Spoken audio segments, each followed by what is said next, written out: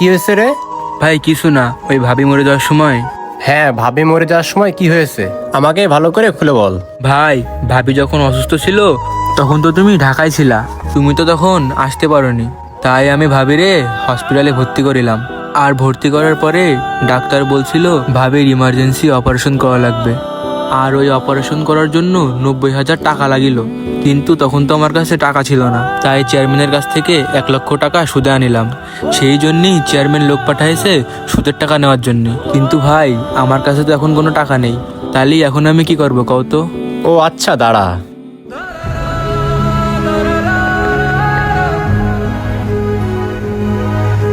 এই নে ভাই, এটা রাখ।